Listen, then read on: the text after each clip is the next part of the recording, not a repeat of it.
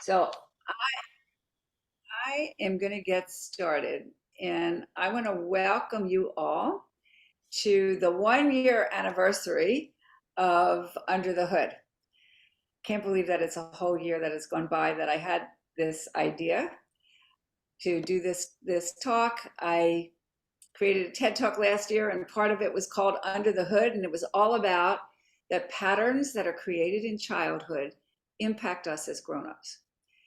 And so that's a little bit of what we're going to be talking about. And Mastery Under Pressure is our overall host of Under the Hood. And today, my guest of honor is Steve Lishansky. And I have many, many wonderful things that I could read about Steve.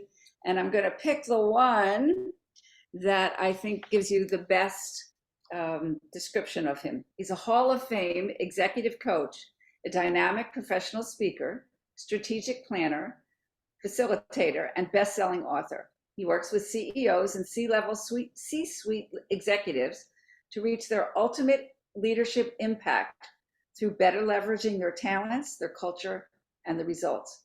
Steve has worked on leadership development with executives from more than 45 countries and leading organizations including Accenture, PricewaterhouseCoopers, Deloitte, NASA, Cisco, Fidelity, State Street, MetLife, Johnson & Johnson, and Novartis, to mention only a few. His new book, Leadership Starts Here, is an indispensable reference for senior executives committed to upgrading their leadership decision-making processes, their company culture, and their results. So welcome, welcome, welcome, Steve. And you're all in good company because we have an esteemed group that shows up for this show now. And they would love to hear your wisdom, and we're becoming really a wonderful, wonderful group of very, very insightful, wise leaders. Well, it's nice to join with you on that basis, Tina, because wisdom is one of the commonalities we both seek in our work. Yes, it is. And I don't know about you, but sometimes I don't know where it comes from. People ask me, how do you know this? It's like, I don't know how I know it. I just know it. And so well, you are That's actually a good question. Where does it come from?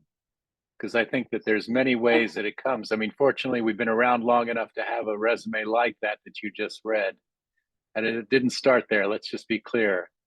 So I think the three places that it comes from, number one, intuition. And I say that really as number one.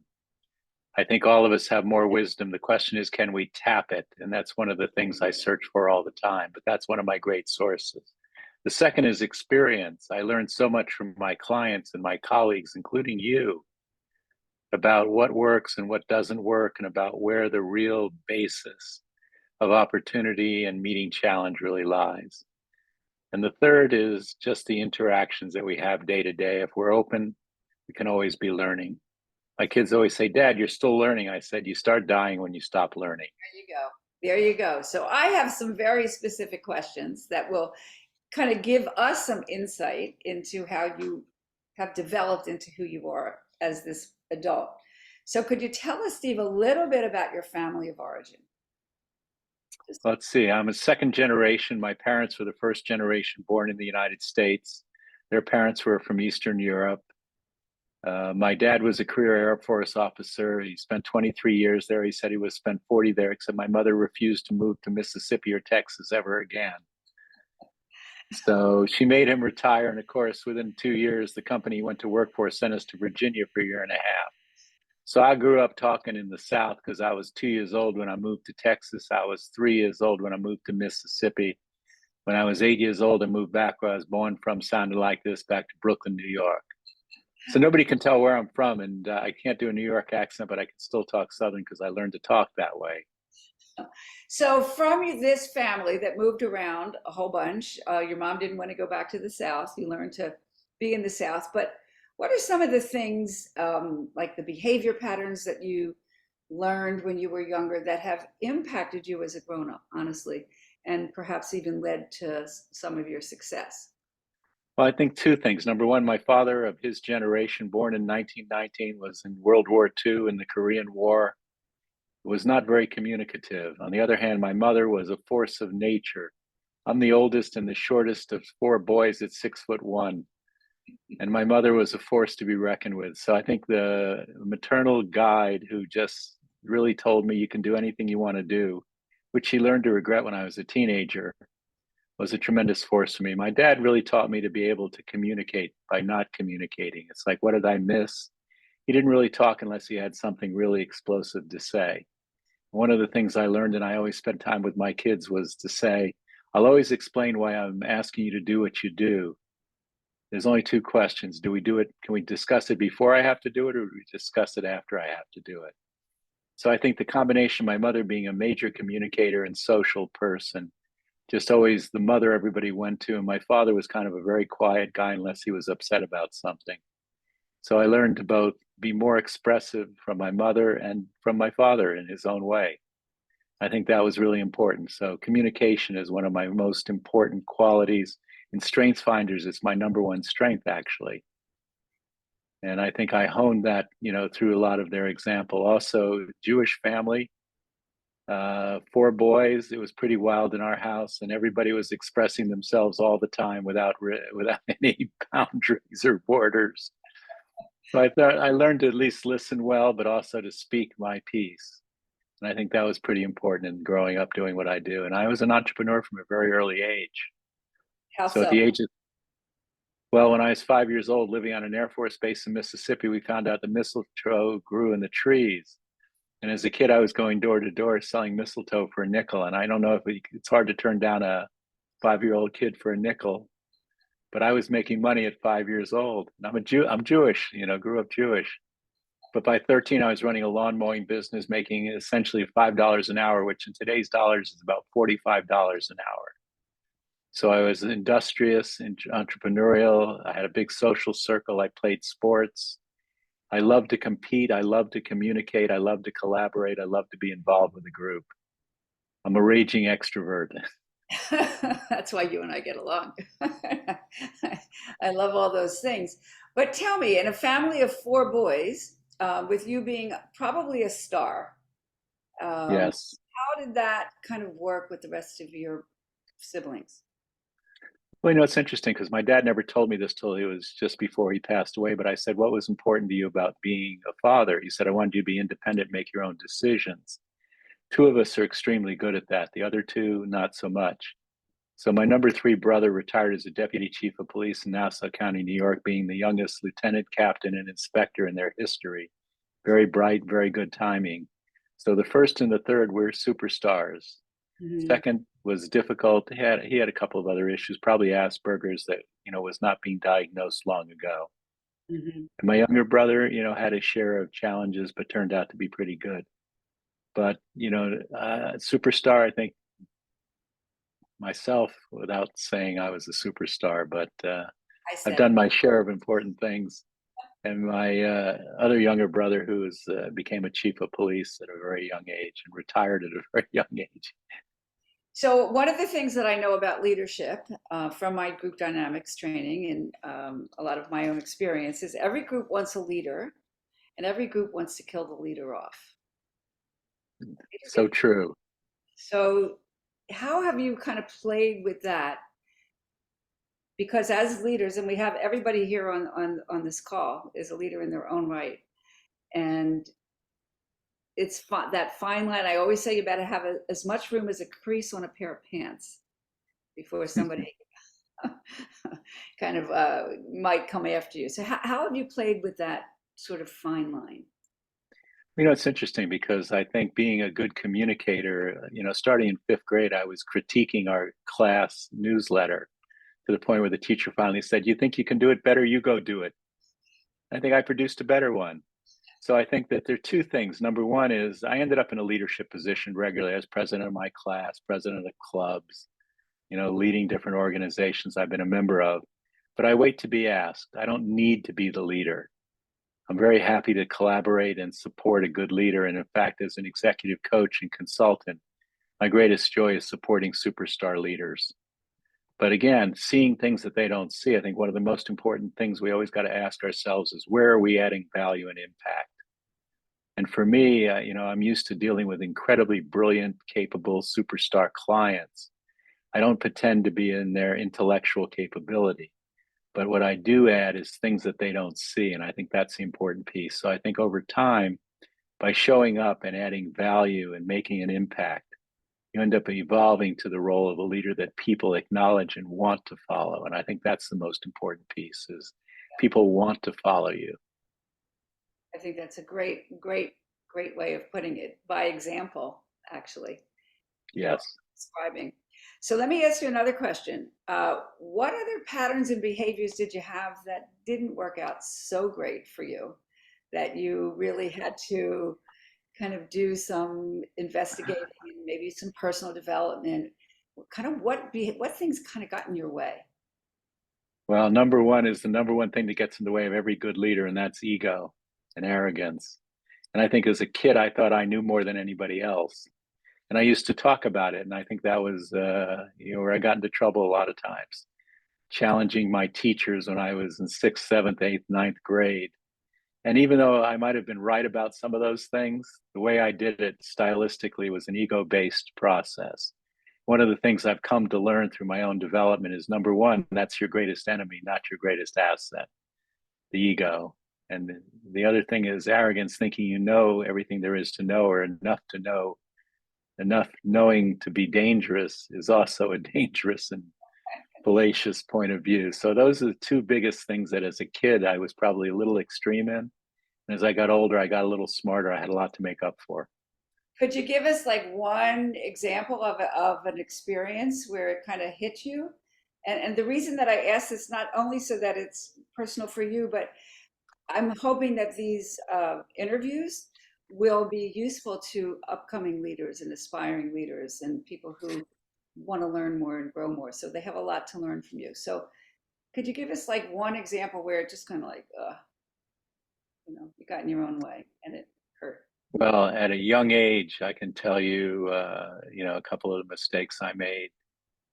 First of all, starting a business without knowing much about business, being an entrepreneur, I figured I could figure it out. So I started a business where we were selling at college campuses right after I left college, doing quite well. I mean, back in the day, we'd do $1,000 a day out of our back of our VW van. But then I didn't know what to do with all the inventory we were accumulating in the barn that we had on our farm. So on one hand, we were generating revenue. On the other hand, we weren't making profit.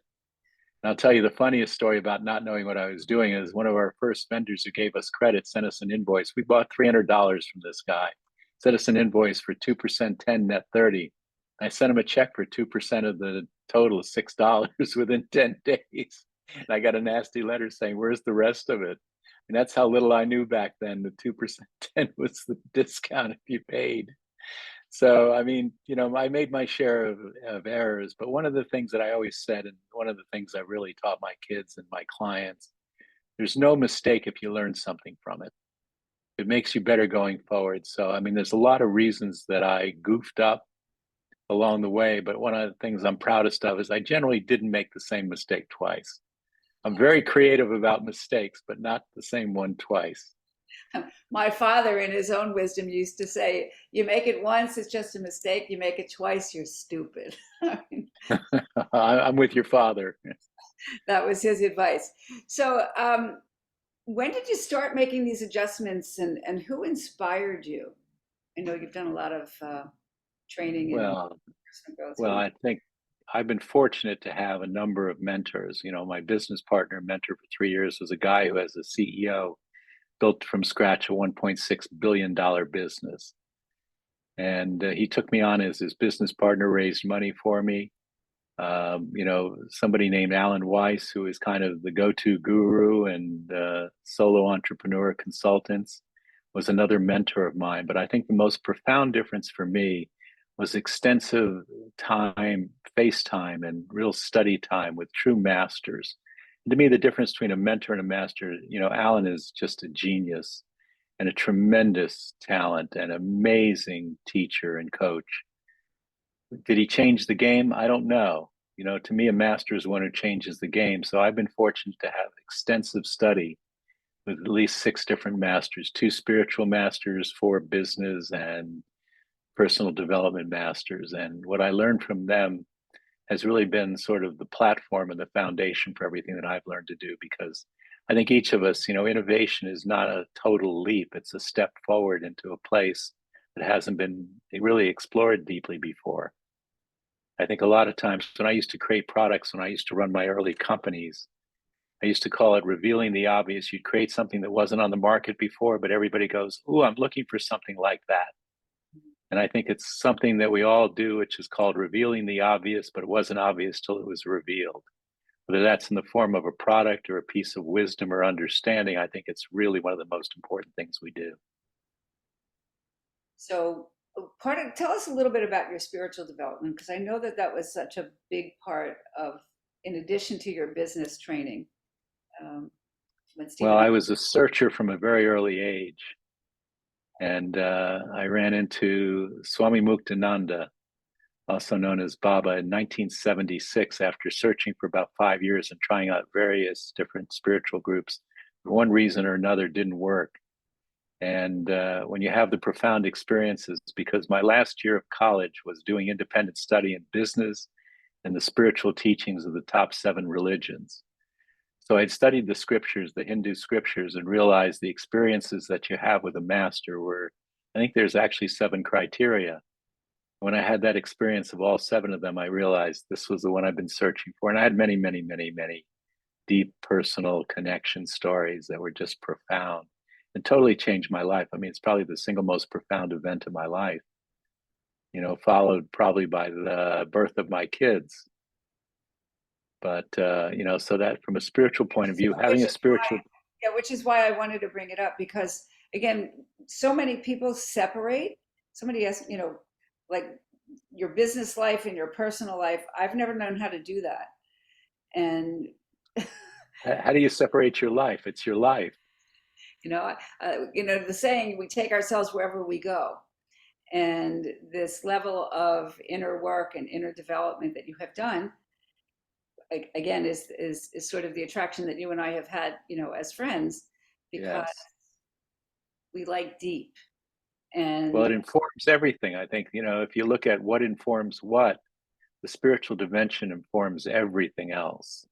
Business is useful. There's a lot of lessons for personal and life experiences through business, but nothing's as profound as a spiritual connection, which really shows us what's possible and what we should be aiming for as human beings in everything that we do, whether it's business, personal relationships, contribution in society. Our spiritual basis is the most fundamental and most pervasive basis for all decision making and all experience.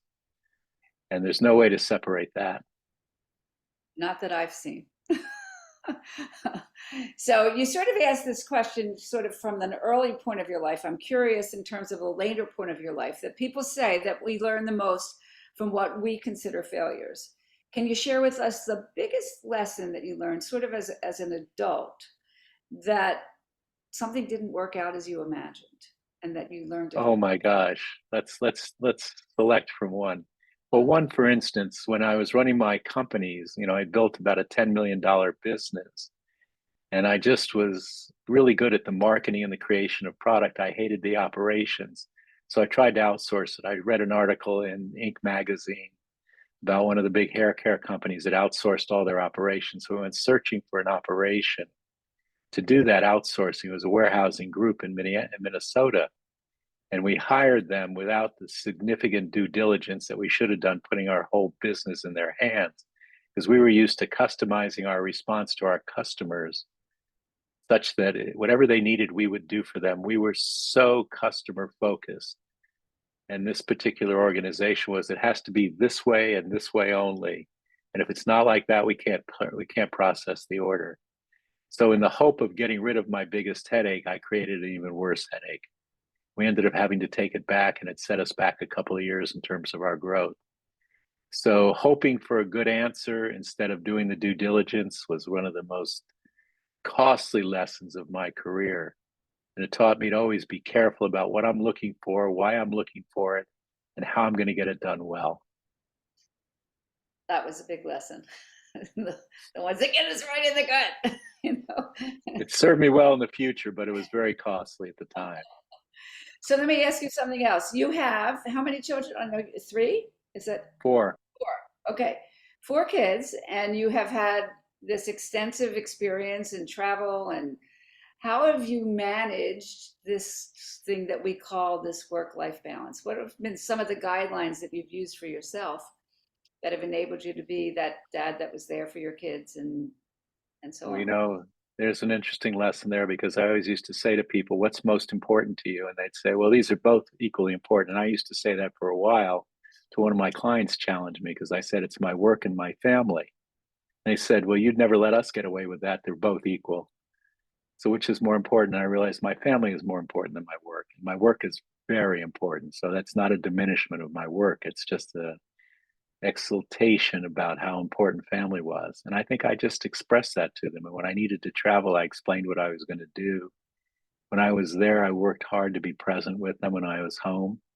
So not off thinking about everything else going on. And I think the communication with them was the most important part of raising them. And I had a philosophy. My funny three principles were no matter what the problem, drink more water, never follow the crowd, and don't call me normal. But my real principles, the three that I raised them with and I really adhere to and I believe in, was number one, take full responsibility for everything in your life. And they would come back and say, Dad, what if it's not our fault? How you respond to anything is your responsibility. Principle number two is find what you love and go after. And principle number three is learn how to ask for help. And number three is the hard one. But I think starting from a very early age with them, I think that they've all learned that. They're pretty amazing adults. Yes. And, Well, I know it's two just of to them, have and a, they're absolutely, positively amazing adults. Lovely, lovely yeah, people. yeah, Yeah. I'm really proud of them. So last thing, and I have a couple minutes for questions that people can kind of jump in. But what were some of the biggest sacrifices that you've had to make in this career? Well, time away from the family, I think, is the first one. I mean, I used to go to Hong Kong and Japan on business. I think my longest trip was 12 days because I just didn't want to be away any longer. And it's quite a trip for 12 days. But I think the biggest sacrifice is time away. And I think the only way to really deal with that is to find ways to ensure that the time I had with them was so precious and so valuable and so wonderful that they realized how much love that I always had for them and that we had together. And as adults, my oldest is 37. I've got a 34-year-old, a 30-year-old, and a 24-year-old, all in very wonderful relationships. And I think, when I was visiting with a friend one day and one of my kids calls me, said, your kids call you? I said, yeah, they do. I call them, they call me. I mean, we love each other. We really enjoy each other as humans, in addition to having the love we have as a family connection. So I think making sure they understood how much I love them in word and deed, I think was really important. So guys, can you feel the love? Yeah.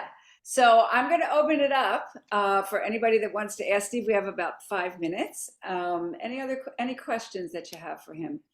And you can come back on gallery. That'd be great. Um, Thoughts, comments, anything you want to share?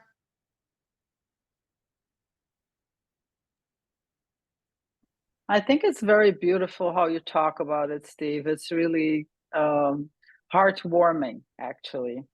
And I would like to add something to that because my father also loved me, but perhaps he didn't have all the tools as a human being to express Right. that in a way that was conducive to me being able as a young adult to replicate that love in my life.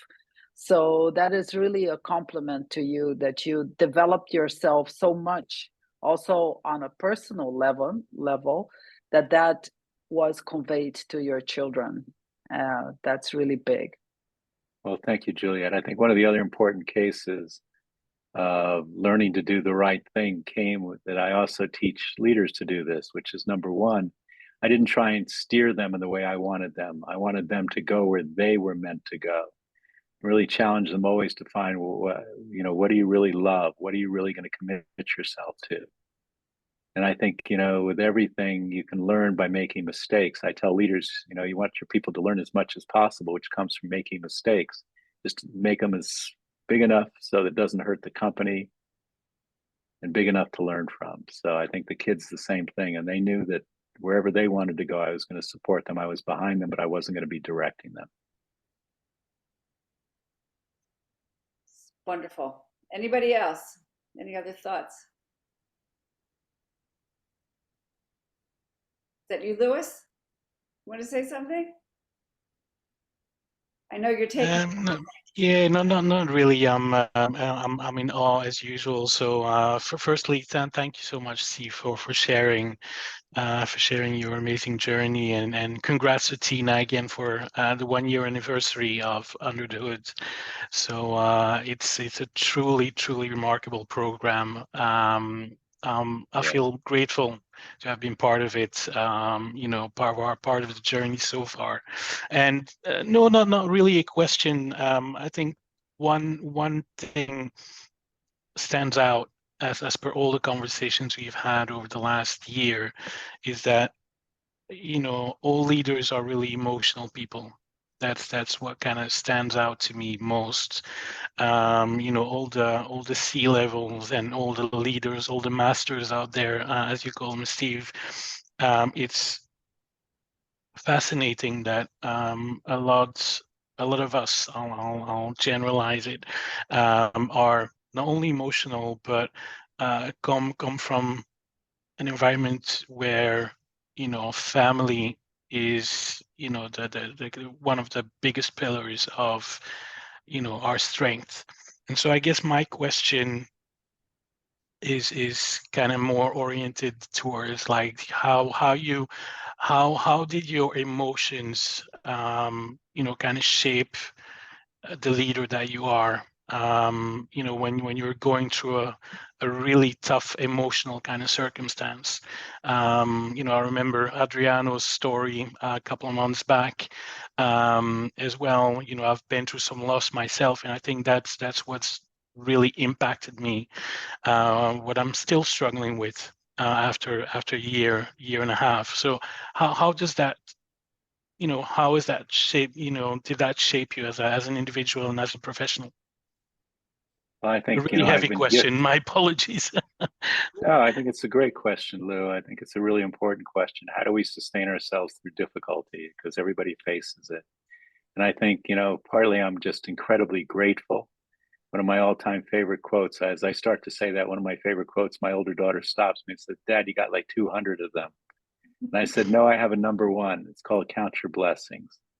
Gratitude is the precursor to joy. And if you don't have gratitude and you don't understand the blessings that we have, in addition to maybe some of the hardships that are going on, we have no perspective about our life because it's too easy to get caught up. Problems demand attention.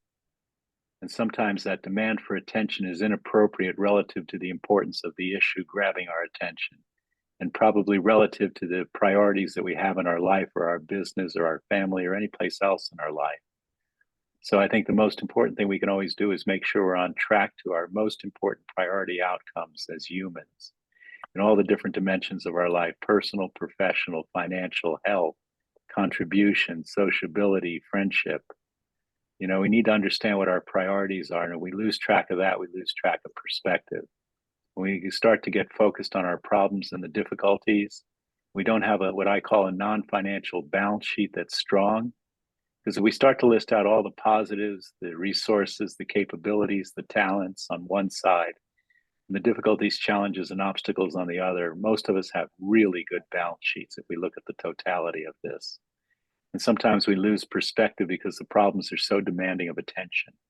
You've got to be really, really careful of that because they look bigger than they really are in the context of our life. And I think having perspective, having a big vision, I've been grateful for that as a gift in my life. Been grateful for being an optimist and a positive person in my life. Wasn't my doing, but I certainly benefited from it. And hopefully that's helpful, Lou. It is. Yeah. It is. Thank you so much. And with that, Steve, you really kind of nailed it, because that is the purpose of my profession, my Mastering Under Pressure, Under the Hood. It's all the same thing. When you see in life all the wonderful leaders that we've had, and Adriana was on my show before, these things have to be taught. Our children Yes. have to be taught. Our leaders have to be taught. This, I always say that good mental health is not a natural sport, it's a learned sport. And when we take the time to teach, to learn from ourselves and teach to our people, everybody underneath us, that's why, again, the show is really designed for people like you, Steve, and Adriana, who are C-suite, high level. It doesn't have to be just in business, but people that impact other people. And so that's really kind of what we want to do. So I hope each and every one of you take that away. And what can I teach somebody that doesn't know what I know, or doesn't have the gratitude that I have, or the perspective that I have?